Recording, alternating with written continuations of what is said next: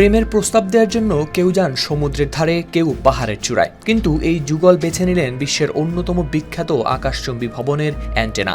মাটি থেকে প্রায় 433 মিটার বা 102 তলা ভবনের উপরে উঠে করলেন প্রেম নিবেদন।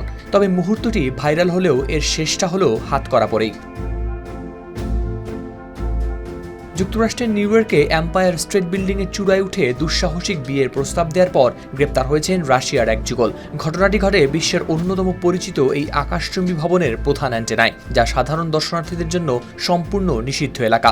যুক্তরাষ্ট্রের একটি সংবাদ মাধ্যমে হেলিকপ্টার থেকে ধারণ করা ঘটনার ভিডিওতে দেখা যায়, বুধবার কালো রঙের পোশাক পরা দুই ব্যক্তি ঐতিহাসিক আকাশচুম্বী ভবনের প্রধান অ্যান্টেনার উপর দাঁড়িয়ে দৃশ্যত একে অপরকে চুম্বন করেছেন। এরপর তারা একটি ব্যানার উন্মোচন করেন। তাতে লেখা ছিল, ভালোবাসার শক্তি যখন ক্ষমতার প্রতি মানুষের ভালোবাসাকে পরাজিত করে, পৃথিবীতে শান্তি প্রতিষ্ঠিত হয়। মাটি থেকে প্রায় 443 মিটার বা 1454 ফুট উচ্চতায় দাঁড়িয়ে এই বার্তা প্রদর্শন মুহূর্তেই ছড়িয়ে পড়ে সামাজিক যোগাযোগ মাধ্যমে।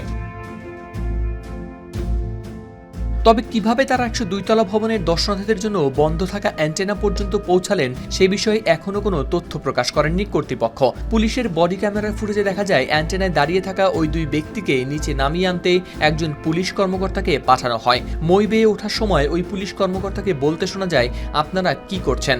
তারা দুজন কি জবাব দিয়েছিলেন বাতাসের শব্দে তা শোনা যায়নি। পরে ওই পুলিশ কর্মকর্তা বলেন, ঠিক আছে, আপনারা এখানে থাকতে পারবেন না। গ্রেপ্তার হওয়া দুজন হলেন ভানিয়া বেয়ারকুস ও অ্যাঞ্জেলা নিকোলাও। তারা ঝুঁকিপূর্ণ রুফটপিং বা উঁচু ভবনে উঠে ছবি ও ভিডিও ধারণের জন্য পরিচিত। 2024 সালে নেটফ্লিক্সের তথ্যচিত্র স্কাই ওয়াকার্স এ লাভ স্টোরিতেও দেখা গিয়েছিল তাদের।